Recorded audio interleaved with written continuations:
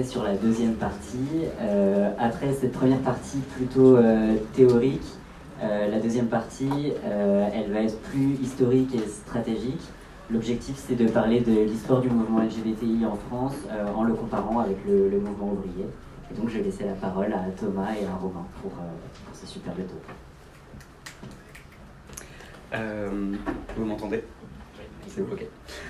Oui, donc comme on l'a vu dans le précédent topo, en fait, la bourgeoisie, en fait, elle va essayer de taire, ou en tout cas de cacher dans des ghettos.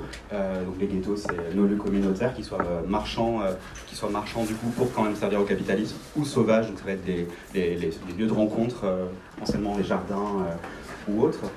Donc cette bourgeoisie, elle essaie de taire en fait toute autre sexualité qui ne serait pas l'hétérosexualité.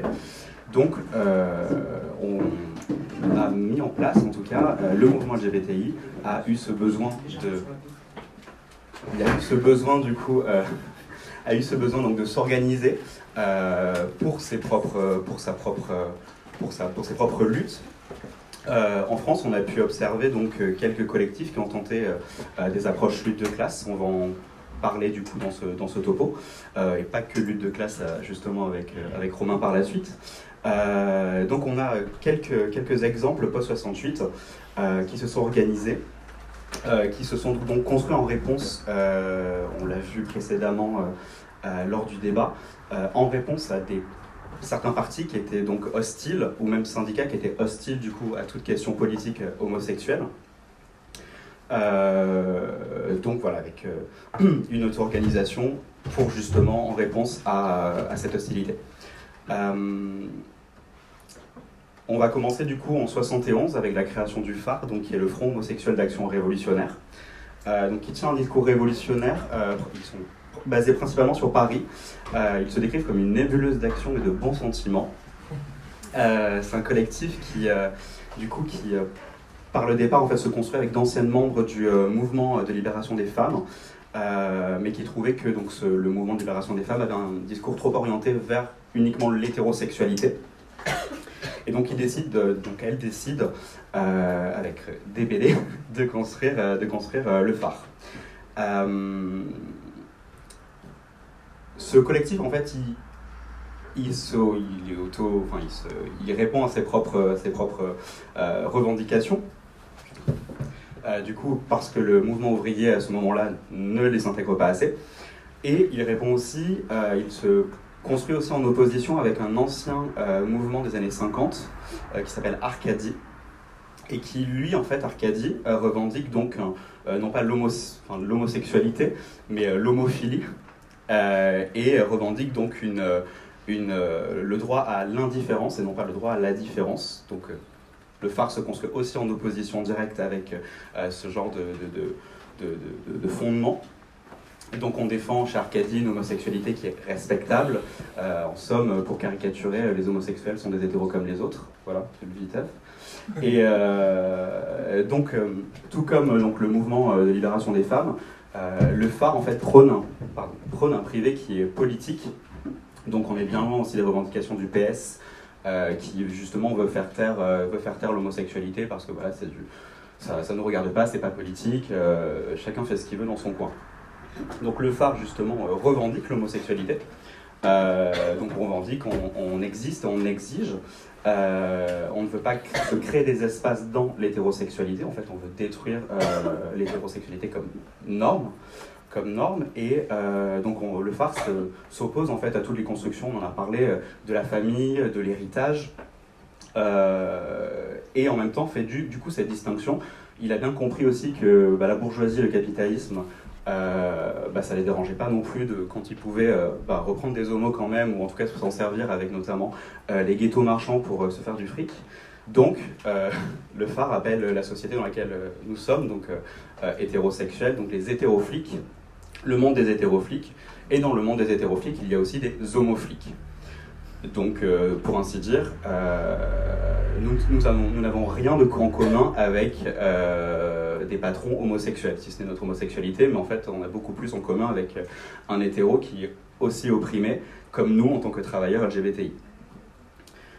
Donc dans les pratiques, il y a une première action qui du coup a créé un peu l'existence du phare, qui est l'action qu'ils ont pu faire chez RTL, dans les locaux d'RTL, où RTL en fait avait invité donc des psychanalystes et autres prêtres catholiques pour parler de la douloureuse question de l'homosexualité. Donc c'est comme ça qu'on a connu le phare, et leur mouvement aussi, en tout cas, et leur pratique, ça a été quand même de se montrer dans le mouvement ouvrier. Donc à travers, notamment à partir de 71, dans les manifestations du 1er mai. Donc ils y participent avec le MLF, aux côtés de syndicats, avec des banderoles comme à bas la dictature des normaux. Ils veulent également, donc du coup ils sont visibles, ils veulent être visibles. On veut sortir aussi de tout ce schéma un peu de la manifestation traditionnelle, limite un peu austère. Donc on y va, on est en couleur et on a des revendications, et on n'hésite pas, comme l'ont fait aussi les Gasolines quelques années plus tard, à dire nationaliser les usines à paillettes. Donc il y a un fond politique, mais en même temps on essaie quand même de sortir un peu de ce truc de... faisons aussi, montrons notre différence et ne soyons pas des hétéros, quoi. Voilà. Donc évidemment, ce genre de comportement, ça ne plaît pas beaucoup aux syndicats, ça ne plaît pas beaucoup aux autres partis politiques. C'est le comportement de grandes folles, je cite. Et donc, il n'y a pas que ça, il y a aussi le PCF qui du coup, sur la question de l'homosexualité, qui dit au phare, comment osez-vous, pédérastes, avez-vous le culot de venir nous poser des questions, allez vous faire soigner, les femmes françaises sont saines, le PCF est sain, les hommes sont faits pour aimer les femmes, ou même Lutte ouvrière, qui à l'égard du phare disait que les textes du phare en fait étaient à la hauteur des graffitis de Pissotière, et qu'ils reflétaient donc du coup toujours cet individualisme petit bourgeois. Donc ça, c'était pour le phare. Il y a un deuxième exemple donc, de collectif, en tout cas de groupe, mais beaucoup plus national, parce que le phare était essentiellement basé sur Paris. Donc on a la création des groupes de libération homosexuelle partout sur le territoire. Le premier se forme en 1974. Ça part en fait de base de petites annonces sur Libération. Donc le journal Libé en fait a été créé en 1973. Et ce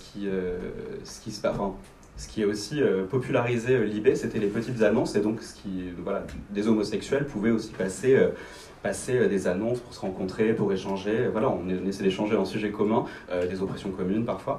Et c'est comme ça que se monte le premier groupe de libération homosexuelle à Paris. Donc les GLH en fait, les GLH, pas les GLF. Les GLH en fait, ils se veulent donc un mouvement homosexuel politique organisé, non pas comme le phare qui se voyait plus comme une nébuleuse d'action et de sentiments, se veut national et politique, organisé. Donc en 77, on a quand même des groupes de libération homosexuelle qui sont présents dans une trentaine de villes en France. On y crée des bulletins internes en fait pour justement pas se saisir des questions qui sont propres à chaque département, chaque ville, etc. Parce qu'évidemment, militer dans une grande ville comme Paris, c'est pas la même chose que militer dans une petite ville. Donc voilà, on a des réalités de terrain qui sont propres à chaque ville, et donc on crée des bulletins internes pour justement mettre tout ça en commun. Donc, pareil que pour le phare, les GLH en fait, ils revendiquent aussi des apparitions au 1er mai. Avec les travailleurs et travailleuses, mais pas uniquement dans les cortèges du matin. C'est-à-dire que les cortèges du 1er mai étaient découpés de cette façon, c'est qu'il y avait, il me semble, je crois que c'était le matin, il y avait les partis d'extrême gauche, et l'après-midi, il y avait les syndicats et les partis traditionnels. Donc eux étaient vraiment dans cette volonté d'unité, et donc aller aux deux sans distinction aucune. Toujours pareil, les syndicats et les partis politiques ne voyaient pas ça d'un très bon œil, notamment lors du 1er mai 79 à Lyon, où le groupe de libération homosexuelle s'est fait dégager de la manifestation et tabassé aussi, par ailleurs. Donc en fait les GLH, comme je le disais, ils fonctionnent de manière autonome, donc par réalité de terrain, et certains iront même sur le terrain législatif, on en reparlera plus tard.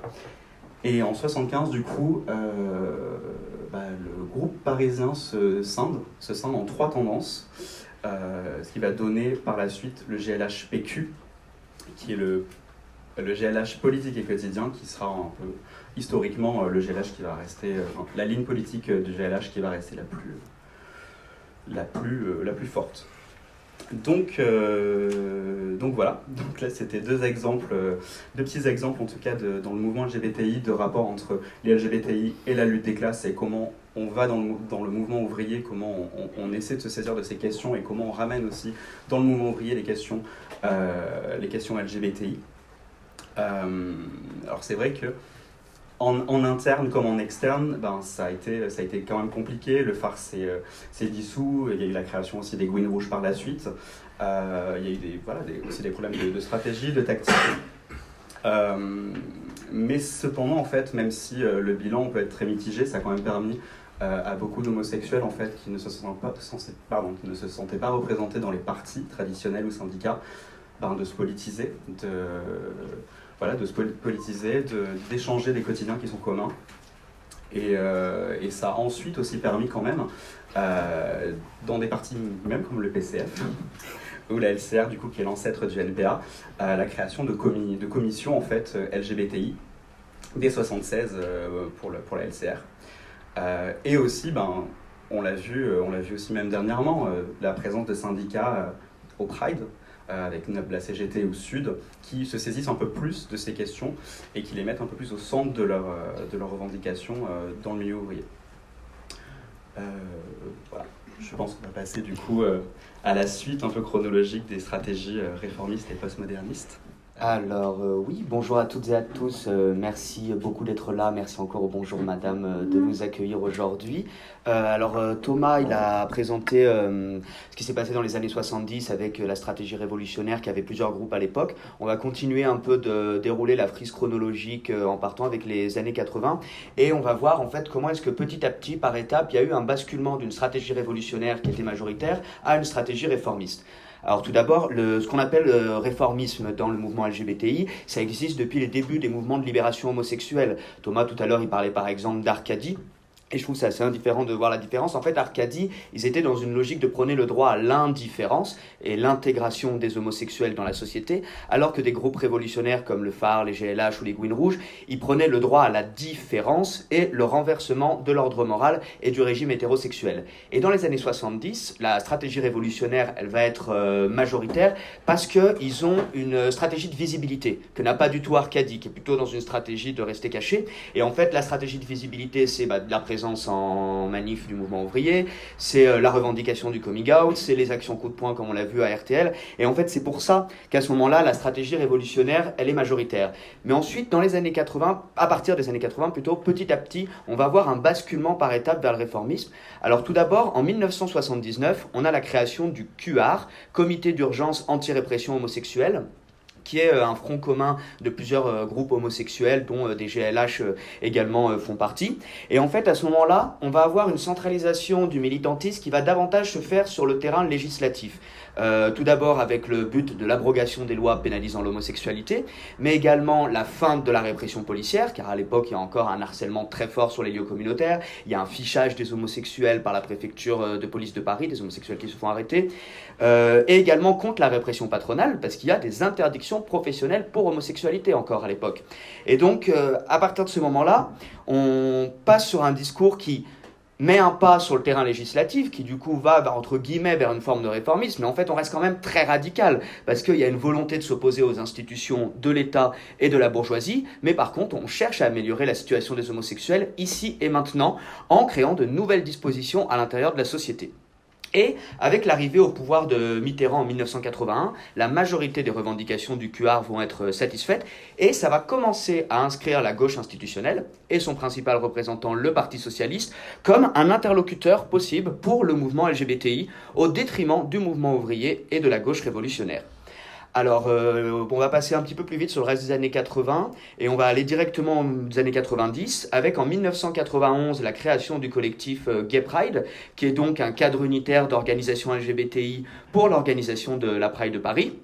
Et c'est vraiment à ce moment-là qu'on va complètement arriver dans une forme de discours réformiste, parce qu'on n'est plus dans les discours contre la répression judiciaire, policière ou patronale, mais on est véritablement pour un discours pour l'intégration dans la société et l'égalité des droits. Et c'est en ça qu'on revient complètement à ce droit à l'indifférence tel que Arcadie pouvait le revendiquer à ce moment-là. Et la principale revendication à l'époque, ça va être le contrat d'union civile, qui deviendra plus tard le Pax. Et le Pax, il va être adopté en 1999 par le gouvernement Jospin, c'est-à-dire encore le Parti socialiste, à l'époque la gauche plurielle, si on est très précis, mais en tout cas le Parti socialiste à la tête de cette gauche plurielle. Et ça va définitivement inscrire la gauche institutionnelle et le Parti socialiste, son principal représentant, comme l'interlocuteur privilégié du mouvement LGBTI réformiste. Il va tout de même y avoir des oppositions en interne du mouvement LGBTI à cette stratégie réformiste par des groupes militants plus radicaux comme ACT UP Paris qui s'est formé en 1989 et qui est en assez opposition avec la stratégie du collectif Gay Pride, de l'intercollectif Gay Pride, dont ils ne feront pas partie justement, ACT UP Paris. Et dans les années 90, un autre élément intéressant qui va se passer, c'est que petit à petit, les partis de gauche, que ce soit la gauche institutionnelle ou la gauche révolutionnaire, et les syndicats vont commencer à avoir des cortèges à l'intérieur de la Pride de Paris. La CGT, par exemple, c'est en 1998 qu'ils auront pour la première fois un cortège dans la Pride de Paris. Et en fait, là, il y a une forme un peu de basculement qui se passe. C'est qu'en fait, ce n'est plus seulement les LGBTI qui viennent faire des cortèges dans les manifestations du mouvement ouvrier, c'est également des organisations du mouvement ouvrier qui viennent faire des cortèges dans le mouvement LGBTI. Mais pourquoi ? Déjà, numéro 1, parce qu'en fait, il y a des LGBTI dans ces organisations du mouvement ouvrier. Il y a des commissions LGBTI qui sont montées dans les syndicats, dans les partis, et ces LGBTI là vont pousser leurs organisations politiques ou syndicales à aller s'investir à l'intérieur du mouvement LGBTI, mais c'est tout de même un basculement qui se fait à partir des années 90 à noter. On va finir pour la stratégie réformiste sur les années 2000. On a en 1999, fin 99, la création de l'Inter-LGBT, qui est donc un cadre unitaire d'associations LGBTI, mais également de commissions LGBTI de partis et de syndicats, contrairement au collectif Gay Pride où on était uniquement sur des organisations entre guillemets strictement LGBTI. L'Inter-LGBT, elle se forme principalement pour l'organisation de la Pride de Paris, mais également avec la volonté d'être l'interlocuteur principal du mouvement LGBTI auprès des politiques. Et c'est en ça que ça différencie un petit peu du collectif Gay Pride qui était constitué vraiment quasi uniquement pour l'organisation de la Pride de Paris. L'inter-LGBT a également la volonté de vouloir devenir l'interlocuteur principal du mouvement auprès des politiques et principalement auprès de la gauche institutionnelle et du Parti socialiste. Car à ce moment-là, on a vraiment une confirmation totale de la stratégie de privilégier le dialogue avec la gauche institutionnelle et avec le PS. À ce moment-là, on est encore dans les revendications d'égalité des droits, d'intégration dans la société, et c'est donc le mariage et l'adoption homosexuelle qui constituent les revendications principales du mouvement LGBT à l'époque, et ce sera adopté sous Hollande en 2013, du coup encore une fois sous le PS, comme on le sait. Mais avec, et c'est là qu'il y a une petite cassure qui se fait, une stratégie de la part du PS d'avoir fait extrêmement durer les débats sur le mariage pour tous. On a eu des débats extrêmement longs, on a eu des manifestations homophobes extrêmement massive tout de même, il faut le reconnaître à l'époque. Et en fait, il y a eu une stratégie aussi du PS de faire durer les débats sur le mariage pour tous, parce que c'était un petit peu son marqueur de gauche à François Hollande, qui à l'époque faisait une politique extrêmement libérale sur les autres points économiques. Et en fait, cette stratégie d'avoir fait durer les débats sur le mariage pour tous, ça a permis à la manif pour tous d'être très forte et de faire des manifestations de masse, et l'inter-LGBT n'a pas forcément été à la hauteur sur l'organisation de manifestations de masse face à la manif pour tous en dehors des prides. Et c'est ça aussi qui a commencé à faire un peu un schisme avec certains groupes radicaux LGBT. L'inter-LGBT, elle va créer beaucoup de tensions, comme je disais, avec les groupes LGBTI plus radicaux, aussi autour de la question du pinkwashing. Le pinkwashing, c'est-à-dire l'utilisation des luttes LGBTI pour se donner une image progressiste. Et en fait, on va avoir petit à petit l'intégration de chars d'entreprise dans la Pride. Pendant très longtemps, il y a eu Mastercard. Il y a même une époque où Mastercard sponsorisait la quête lors des Prides de Paris, où quand on donnait de l'argent, c'était directement via Mastercard qu'on pouvait le faire. Cette année, on avait Google encore aussi parmi les chars présents. On a également la présence d'associations policières, le FLAG, alors que, comme on l'a vu avec l'histoire du mouvement LGBTI, la répression policière et la répression de la préfecture de police de Paris, sur lequel ils ne sont jamais revenus, sur lequel ils n'ont jamais fait de reconnaissance, l'institution policière. Et il y a également la présence de partis de droite, du parti qui sont contre nos droits, contre l'avancée de nos droits. Du coup, ça va même un petit peu à l'encontre de la stratégie de l'inter-LGBT. Pendant très longtemps, on avait Guélib de l'UMP qui était présent à l'intérieur des marches des fiertés, alors que quand l'UMP était au pouvoir, il n'y a eu aucune avancée des droits revendiqués par l'inter-LGBT. Et cette année encore, on avait les progressistes LGBT de La République En Marche, parti au pouvoir, où on voit encore que l'avancée de nos droits est encore en dents de scie, dirons-nous. Si on doit essayer de tirer un rapide bilan de la stratégie LGBT réformiste, alors déjà, il faut reconnaître des réussites, parce qu'il y en a eu. L'amélioration des droits et des conditions de vie des LGBTI, c'est aussi en partie avec la stratégie réformiste, même s'il y avait de la stratégie radicale qui accompagnait bien sûr ça, et la stratégie révolutionnaire, mais il y a quand même eu une amélioration des droits et des conditions de vie qui a été permis en partie par cette stratégie. Il y a également eu l'organisation de manifestations de masse, parce que la Pride de Paris, il faut tout de même le rappeler, c'est la plus grosse manifestation régulière annuellement, et ce n'est pas rien, et d'organisation de manifestations de masse où le mouvement ouvrier va petit à petit s'intégrer. Mais il y a également des limites à cette stratégie. Tout d'abord, le discours sur l'intégration, il va être en fait davantage bénéfique aux LGBTI les plus aisés plutôt qu'aux LGBTI précarisés, en particulier pour les personnes issues de classes populaires, les personnes trans, les personnes racisées, les personnes migrantes, les personnes travailleuses et travailleurs du sexe, etc.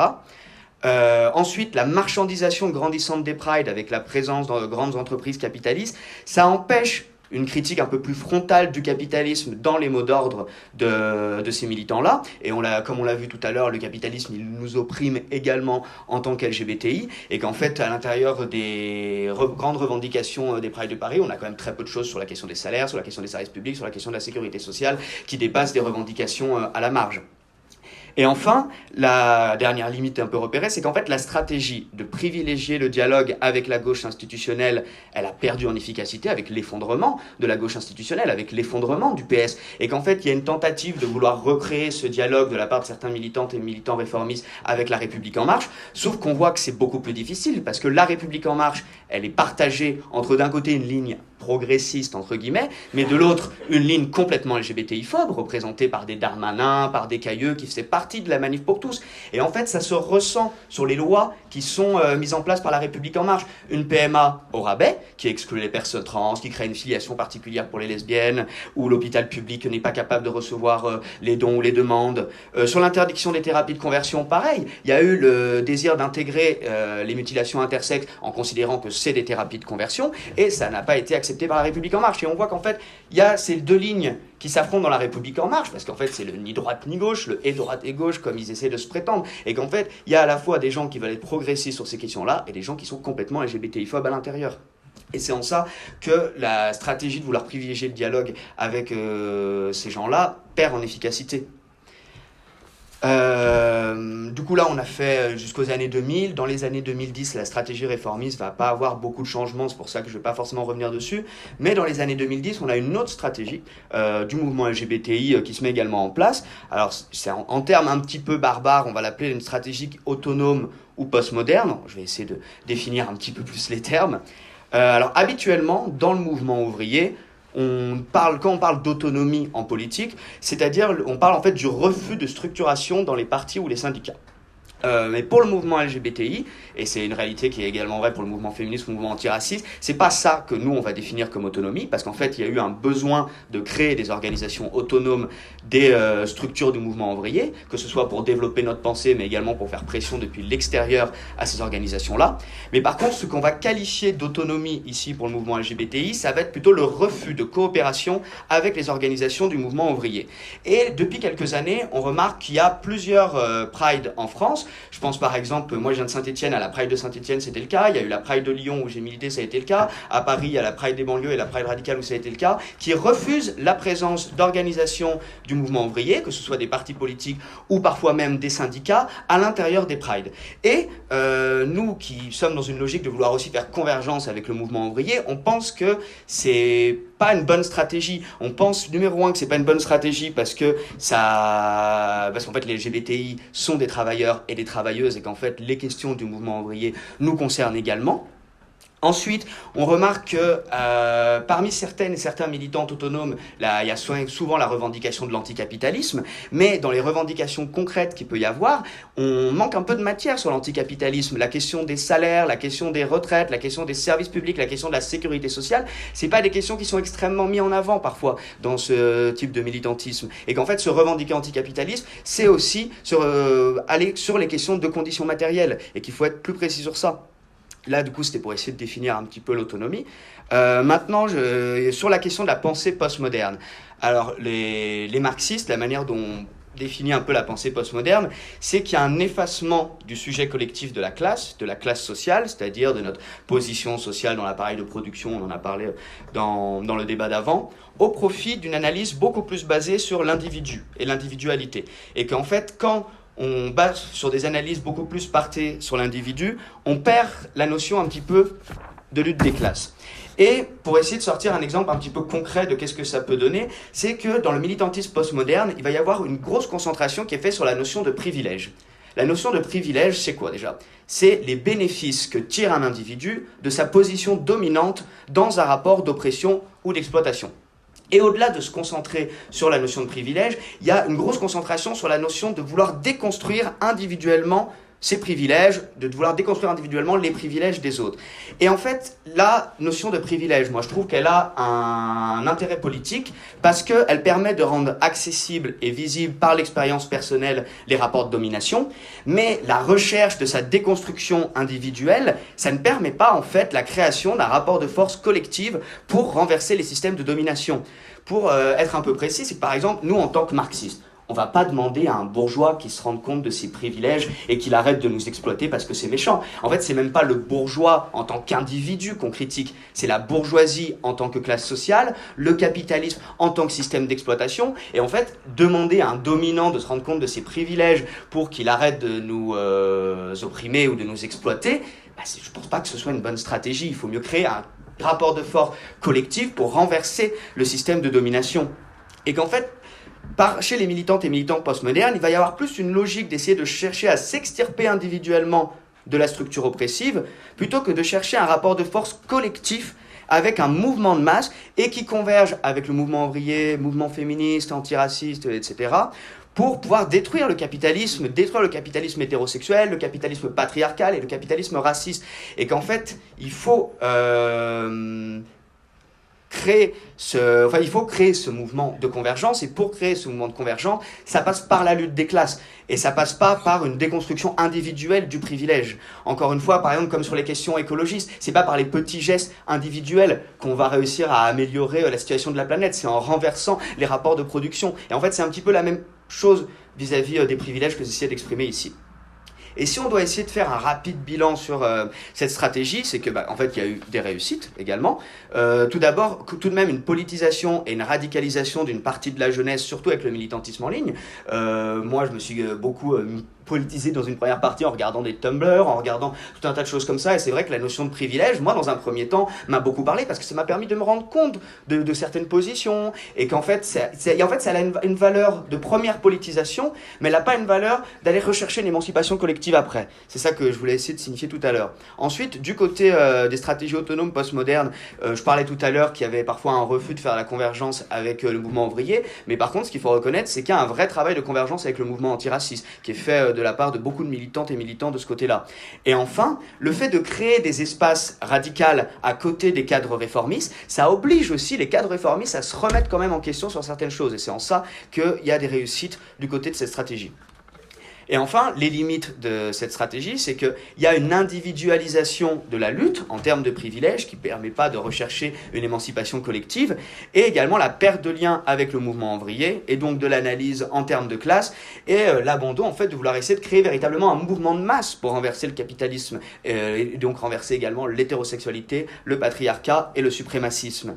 Et pour conclure rapidement sur cette partie, et pour ouvrir les débats, même si Thomas va d'abord nous faire une parenthèse, En fait, d'un côté, on a la stratégie réformiste qui est à bout de souffle, et de l'autre, la stratégie autonome postmoderne qui est dans une impasse. Et nous, en fait, la question qu'on se pose et sur laquelle on essaie d'apporter une réponse, c'est quelle stratégie révolutionnaire pour créer un mouvement de masse afin de renverser les rapports de domination et d'exploitation, afin de renverser le capitalisme hétérosexuel. Et c'est la question qu'on voulait débattre suite à ce topo. Mais tout d'abord, on s'est là beaucoup concentré sur la France. Et on voulait juste refaire un petit exemple international que Thomas va vous présenter d'un groupe qui nous influence pas mal autour de la question de la stratégie révolutionnaire et du lien avec le mouvement ouvrier. C'est Lesbian and Gay Support the Miners au Royaume-Uni. Et je redonne la parole à Thomas. Oui. Alors pour me remettre un peu de contexte du coup sur les Lesbian and Gay Support the Miners, donc on a Margaret Thatcher qui arrive au pouvoir en 79 et qui entraîne avec elle aussi une politique ultralibérale qui veut passer sous silence les syndicats qui sont quand même ultra puissants. Donc elle mène vraiment une politique en tout cas de destruction du syndicalisme, donc avec la création notamment de polices anti-émeutes, l'interdiction de soutenir dans les piquets de grève. Elle met sous séquestre le fonds de syndicat des mineurs, ce qui empêche absolument toute contribution financière à la lutte. Donc il prend très concrètement en fait les mineurs à la gorge. Et en fait en 84 on a un groupe de LGBTI du coup qui à la Pride de Londres décide de fonder un collectif du coup donc Lesbian and Gay Support the Miners pour aller eux-mêmes en fait dans les milieux communautaires récolter de l'argent. On a notamment des fondateurs, Mark Ashton, qui lui-même était dans le groupe qui était au Parti communiste anglais, qui dit dans une interview si tu défends une communauté, tu dois défendre toutes les communautés. En ajoutant aussi qu'on a toutes et tous à gagner en fait dans cette lutte, on a tous et toutes à gagner avec la victoire des mineurs. Donc ils font le lien direct en fait entre l'oppression par la classe sociale et l'oppression des LGBTI, notamment avec l'épidémie du sida en Grande-Bretagne, plus la section 28 qui est en fait une loi qui a été adoptée sous le gouvernement Thatcher qui en fait interdisait l'évocation en tout cas dans les milieux éducatifs de l'homosexualité, mais comme on l'a vu aussi très récemment en Floride. Parce qu'en fait le lien à faire c'est qu'on l'a vu plusieurs fois dans le topo et même précédemment, c'est que les LGBTI sont surtout en fait des travailleurs et des travailleuses.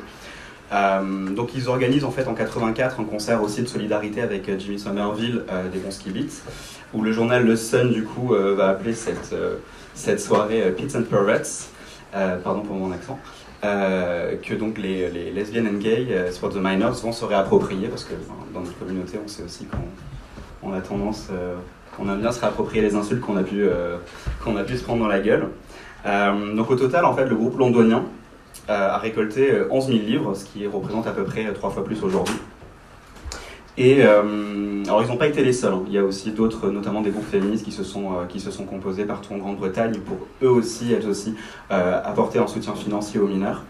Les membres du sous-collectif en fait va aussi expliquer que pour elles, l'acceptation dans les milieux politiques ou même en tout cas au niveau dans le milieu prolétaire, l'acceptation des LGBTI est en grande partie grâce à ce genre d'action qu'ils et elles ont mené. Et en fait, ce qui va aussi amener en 85 du coup les mineurs. Les mineurs et leurs familles et leurs amis en fait à rejoindre la Pride de Londres en signe du coup de solidarité et va aussi en fait permettre notamment l'adoption de résolutions sur l'égalité des droits LGBTI dans le Parti travailliste anglais. Voilà, donc là c'était pour faire un petit point sur l'international parce que ça nous semble quand même important de ne pas parler que de la France, mais c'est des choses qui sont passées à l'international et qui sont très intéressantes, notamment celle-ci qui a marché plus que ce qu'espérait. Et donc en fait pour nous, Romain l'a dit, c'est quand même des exemples qui sont très forts et donc on essaie de s'inscrire en tout cas là-dedans avec les impressions. Il y a beaucoup de choses à construire encore. Je sais pas si tu veux ajouter. Non, enfin, de toute façon, on va faire le débat après, mais en gros, c'était juste, oui, dire que nous, par exemple, aux Invertis, avec toutes les stratégies qu'on a présentées ici, on s'inscrit un peu dans les logiques là. Quand on fait des ping blocs en manifestation, en fait, c'est exactement ce que pouvait faire le phare à l'époque du 1er mai. Quand on fait une collecte pour les raffineurs en grève, c'est exactement ce que pouvait faire LGSM. Et qu'en fait, nous, on continue un peu de s'inscrire dans ces traditions d'action. Et que, enfin voilà, là, lançons le débat de quelle stratégie révolutionnaire on veut, comment est-ce qu'on arrive à créer du lien avec le mouvement ouvrier, mais en fait, pas juste aller intervenir dans le mouvement ouvrier, mais également comment le mouvement ouvrier se saisit des questions LGBTI, parce qu'en fait ce n'est pas juste dans un seul sens que ça doit se faire, c'est pas juste faut aller soutenir le mouvement ouvrier parce qu'ils sont vraiment sympas et tout, non, c'est comment est-ce que le mouvement ouvrier prend en main les questions LGBTI, et c'est ce que montrait Thomas tout à l'heure sur LGSM, c'est qu'en fait le mouvement ouvrier a inscrit à son agenda des questions LGBTI parce que aussi les LGBTI ont créé du lien avec le mouvement ouvrier. Mais bref, je vais m'arrêter ici et on va passer la parole là.